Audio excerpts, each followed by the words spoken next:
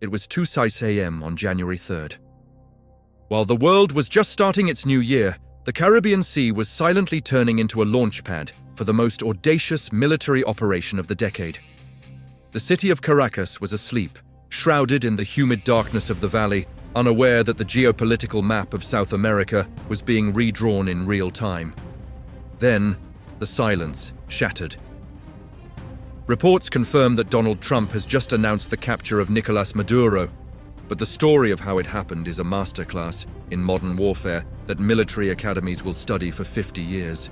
If you want to understand the raw power of a Tier 1 military strike and get the details the mainstream media is too afraid to broadcast, hit that subscribe button and turn on notifications right now. You are about to walk through the fire. The operation didn't begin with a declaration of war. It began with a whisper that turned into a roar. From destroyers positioned well beyond the horizon in international waters, a volley of cruise missiles, almost certainly Block V Tomahawks, erupted from their vertical launch systems. These weren't dumb bombs. They hugged the ocean surface, skimming the waves to stay under the radar horizon, before climbing aggressively to clear the natural fortress of the El Avila mountain range that guards the north of Caracas. Residents in the northern districts reported a terrifying subsonic whistle, followed by earth-shaking impacts. But this wasn't carpet bombing. This was surgery. The US Navy wasn't trying to level the city. They were lobotomizing the regime's command and control. The primary targets identified were the strategic communications arrays on El Volcán and the nerve center at the Francisco de Miranda Air Base, known locally as La Carlota. In seconds, the regime went blind and deaf. Simultaneously, the air pressure over the capital dropped. The distinct, bone-rattling thrum of Pratt & Whitney F-135 engines announced the presence of F-35 Lightning II stealth fighters. They were prowling directly over the city, acting as the eyes of the fleet, painting targets for MQ-9 Reaper drones that were loitering in the darkness. And way above them, in the thin air of the stratosphere, F-22 Raptors were flying combat air patrols, daring any hostile aircraft to challenge the airspace. The targets list was ruthless. Fuerte Tiuna, the military heart of the city, and the Miraflores Palace were struck with precision munitions designed to breach bunkers but minimize collateral damage. The Cuartel de la Montaña and the Naval School in Mamo were neutralized. But perhaps the most telling strike was at Higuerote. Intelligence had flagged its airstrip as the primary escape route for the Chavista leadership. A Tomahawk impact turned that runway into a cratered wasteland, sealing the exits before the target even knew he was being hunted. The missile strikes were merely the prelude, the shaping operation designed to clear the board. At exactly 2:30 a.m., the auditory landscape over Caracas shifted violently. The high-pitched whine of jet turbines faded, replaced by the heavy, rhythmic thumping of rotor blades beating the humid night air. A massive air armada emerged from the darkness, flying low over the Caribbean coastline and weaving through the valleys with terrifying speed. This wasn't a standard invasion force. It was the 160th Special Operations Aviation Regiment, the legendary Night Stalkers, and they were bringing the tip of the spear. Witnesses on the ground, many looking up from balconies in stunned silence, described a scene straight out of a Hollywood nightmare. The heavy lift capacity was provided by CH-47G Chinooks, the dark beasts of the special operations world, modified with refueling probes and advanced avionics to fly in zero visibility. Flanking them were V-22 Ospreys, distinct with their tilt rotors, likely carrying support elements from an unidentified US Marine Corps unit, ready to set up perimeter security. But the real threat lay in the escorts. MH-60M Blackhawks and their heavily armed Direct Action Penetrator, or DAP variants, bristled with miniguns and rockets, scanning the rooftops for snipers. Zipping between the larger airframes were the MH-6 Little Birds, the agile killer eggs, used by Delta Force for rapid insertion on narrow rooftops and tight courtyards, and hovering ominously above the entire formation. AH-64E Apache attack helicopters from the US Army circled like vultures, their 30mm chain guns slaved to the pilots' helmet sights, ready to vaporize any vehicle that moved toward the objective. The target was clear: the Miraflores Palace and key safe houses. The helicopters didn't hover. They assaulted. The little birds flared on the palace grounds and rooftops, depositing operators from Delta Force, the Army's premier counter-terrorism unit, directly into the fight. In seconds, flashbangs detonated, breaching charges blew open reinforced doors, and the corridors of power were flooded with Tier 1 operators moving with ruthless efficiency. The expectation was a bloodbath. Military analysts had predicted that the Presidential Guard would turn Miraflores into a fortress. But as the Delta teams swept room to room, the radio chatter revealed a shocking reality.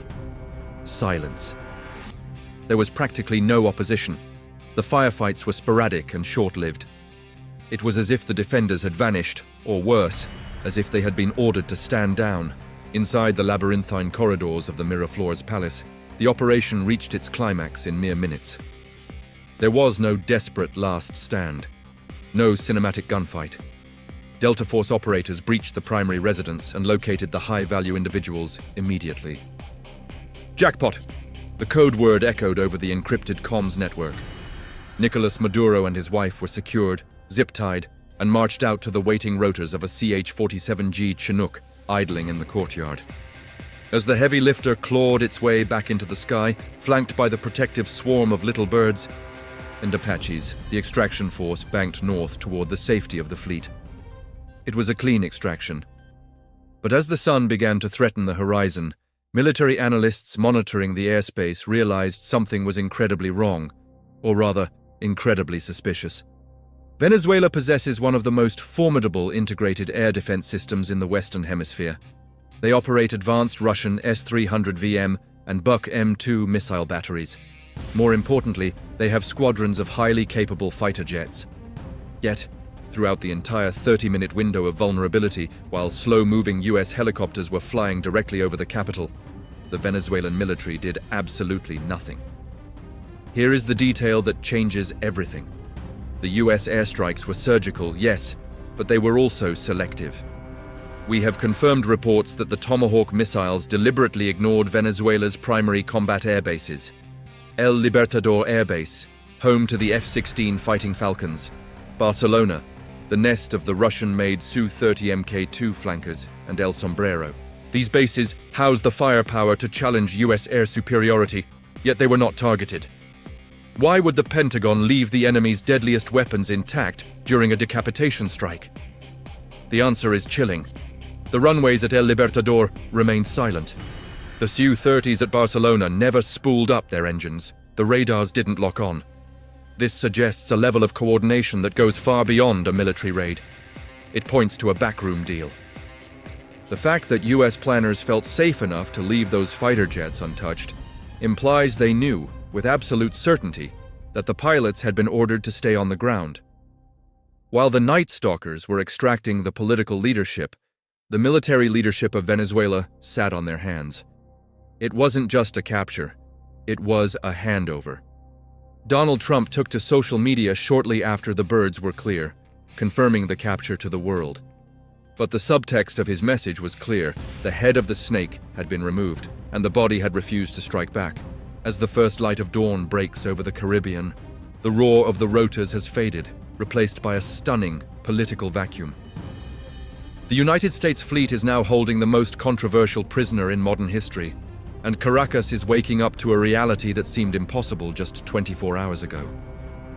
The operation was flawless, a textbook example of asymmetric warfare where speed and intelligence rendered brute force unnecessary.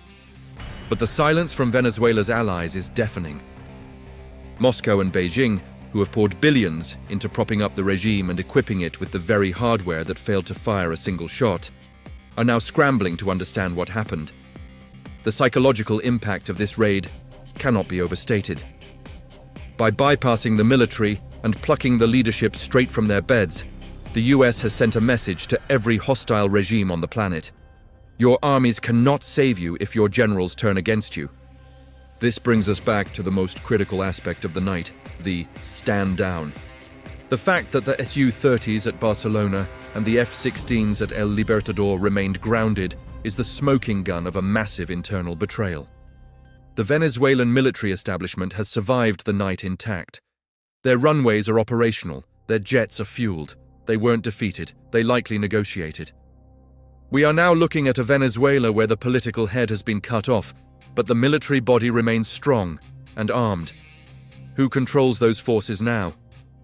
Are we witnessing the start of a transition to democracy, or simply a changing of the guard to a military junta approved by Washington? The capture of Maduro is not the end of the crisis. It is merely the end of the first chapter.